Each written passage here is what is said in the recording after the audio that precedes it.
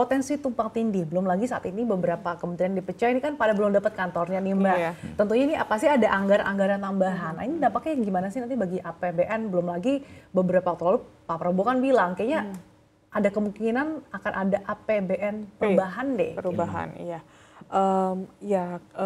Dampaknya sebenarnya kalau tumpang tindih, Pak Prabowo mungkin sudah paham ya, dan makanya beliau juga sudah antisipasi untuk menilai kinerja masing-masing kementerian, dan sebenarnya Pak Prabowo juga punya banyak mata ya untuk mengawasi menteri-menterinya dan tugasnya. Nah, untuk fiskalnya sendiri atau anggarannya sendiri APBNP ini PR yang berat sih untuk Bu Sri Mulyani dan timnya, tapi untungnya beliau punya 3 menteri ya. Tiga wamen. Nah ini cukup membantu sih karena memang tugasnya beliau berat. Di satu sisi harus menyiapkan anggaran khusus yang untuk kementerian-kementerian dipecah ataupun kementerian yang baru.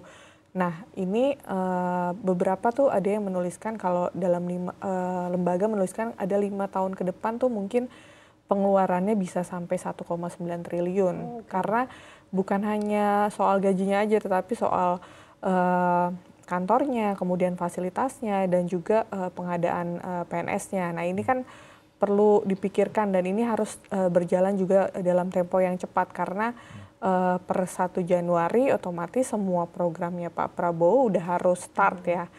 Salah satunya juga makan bergizi gratis yang dijanjikan per 2 Januari. Nah ini tantangannya ada di sisi Ibu Menteri Keuangan, kemudian juga di Menteri Pan-RB ya yang akan mengkoordinasi dari sisi staf atau dari sisi pegawainya. Nah ini tentunya akan berat, tapi Pak Prabowo juga tampaknya sudah mengingatkan kalau masing-masing kementeriannya, masing-masing menterinya agar tidak berfoya-foya, quote-unquote gitu. Jadi nggak ada lagi biaya-biaya seremonial gitu. Nah ini berarti Pak Prabowo sendiri sudah sadar kalau beban fiskalnya berat dan dia lebih akan fokus untuk menggolkan atau merealisasikan program-programnya yang memang program utamanya ya, salah satunya makan bergizi gratis itu.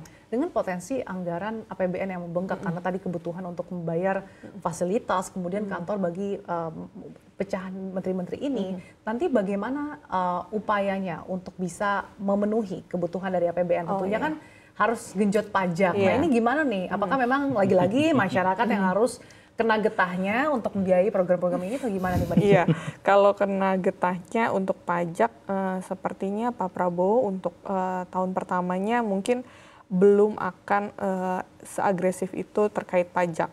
Karena kita lihat Pak Prabowo justru ada planning untuk tetap menarik utang di tahun pertama. Dan nilainya sekitar 700-an triliun.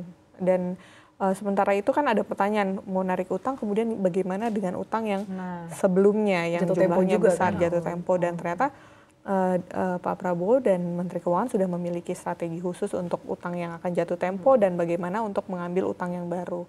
Nah ini kita lihat bagaimana eksekusinya kemudian.